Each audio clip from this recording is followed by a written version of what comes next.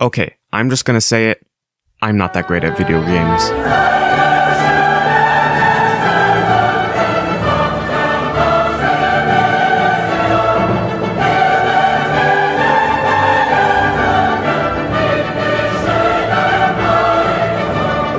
My friends can just keep beating me, and if I'm being honest, I don't really like losing. The solution? I will make my own game, where I know the ins and the outs of all the systems, and I will finally be able to destroy them once and for all. Spoiler alert, I still lost, and well, you read the title, so you know it's coming next. But let's just start with the game.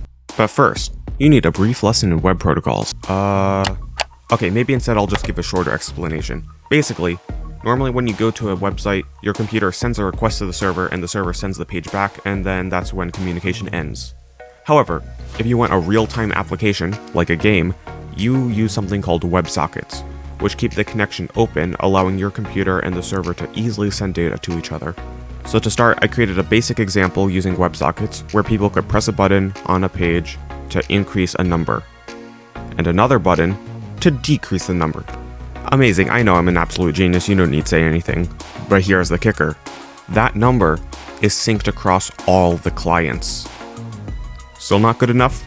Well, what if I told you I also added a thing of text that tells you how many clients are connected? So my basic test worked. Now I needed to figure out what kind of game I was actually going to make.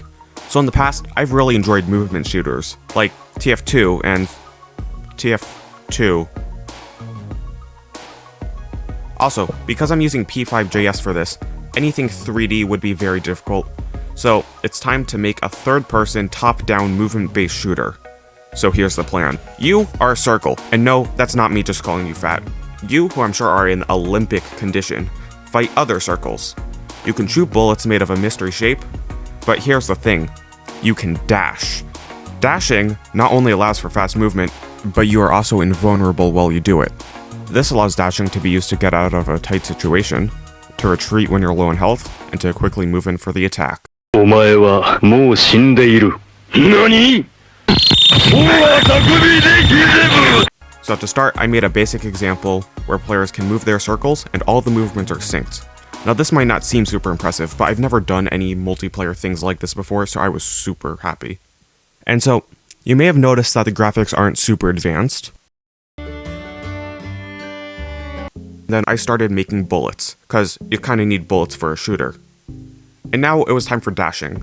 So up until this point, I've just had the server constantly updating all the clients with all the positions of all the players. However, when dashing, you needed to move very quickly. So this kind of ended up with dashing looking a bit choppy. So instead, the server will just say, this player is dashing from this location to that location. And then all the clients will draw the frames in between, making it look smooth. However, this smoothness made the rest of the game look terrible by comparison. So now, instead of sending the position of all the players every tick, what it will do is it'll just send the direction which the players are moving in every time they change their direction. That way, all the clients can extrapolate where each player is. And then there were a few finishing touches, such as a health bar, dash cooldown, a leaderboard, and names. So now it was time to play some people. Welcome back to the AI Spawn, ESPN, old-timey spoof, whatever. It's a Thinzy versus an AI Spawn. Thinzy is low in health, so is AI Spawn. Who will win? Who will prevail? Oh, Thinzy takes a hit. It's a shame to see, folks. Now we have Jack. Will Jack fare any better? Jack takes a glancing blow, but he's still, oh, and he's gone. What about Escobar? Oh, and he's gone too. And Jack, the humanity. And my plan almost worked, but there was one person who I was thwarted by. Let's call him Steve. And I can't have that. I can't be losing at my own game, especially when I'm losing to Steve. I needed to take drastic measures. I needed to cheat.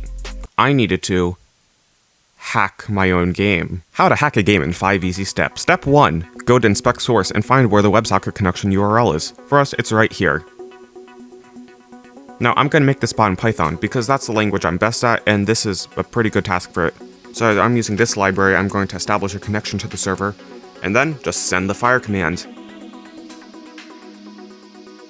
And it works!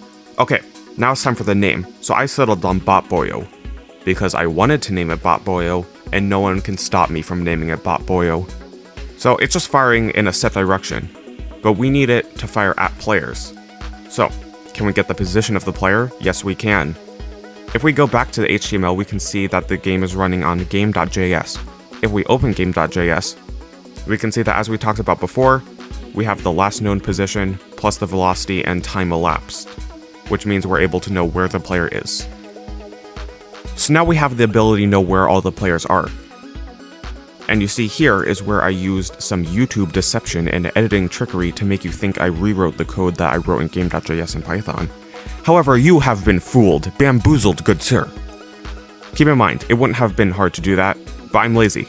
So instead, I made a thing for the server that will send any client the positional data if requested. And again, it wouldn't have been hard to rewrite this, but I'm just lazy, and this was easier. So now, if we subtract the bot position from the player position, we know the vector we need to fire along. And now we essentially have a sentry. But this bot is pretty easy to beat, because it's stationary and it's not exactly good at tracking you. So I made the bot move along the vector that we calculated earlier in order to close the distance. As for shooting, there's a simple algorithm to track where we should actually be shooting.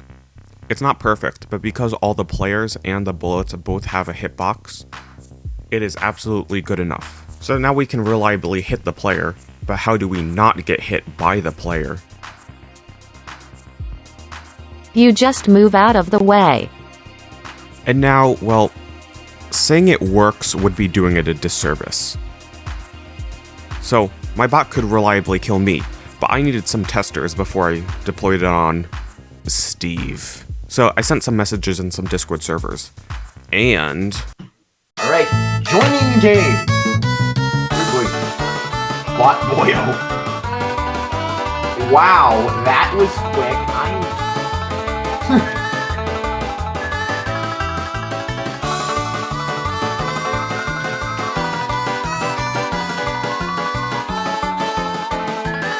cannot beat the bot.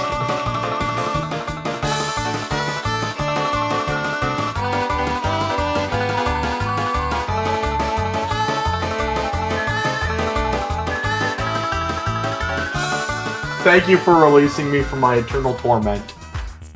It's beautiful. So, it was time to destroy Steve. Obviously, I needed him to believe that this was me, so it was time to put on a disguise. I started by playing 1 or 2 live so he wouldn't be too suspicious.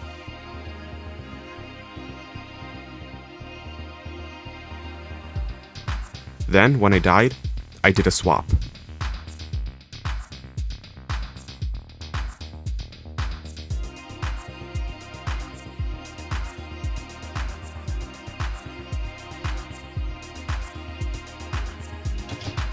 Why are you so aggressive? And it worked, and I'm now the best player around. At least until he figured out, after the first death, that it was a bot, because he knew I wasn't actually that good at this. He's hacking. He's hacking.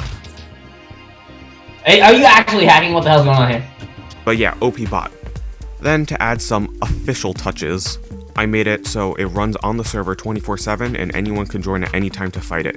Also, when a second real person joins, the bot will leave, so the 2 people can have a fair fight.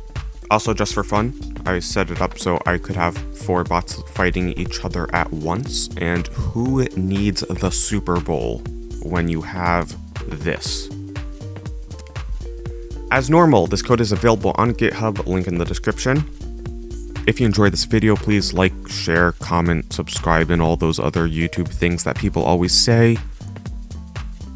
And I would like to thank people who helped me edit the script and those who helped me through some code hurdles. Anyway, that's all for today. Thank you so much for watching, and stay tuned for when I make another video in 10 years.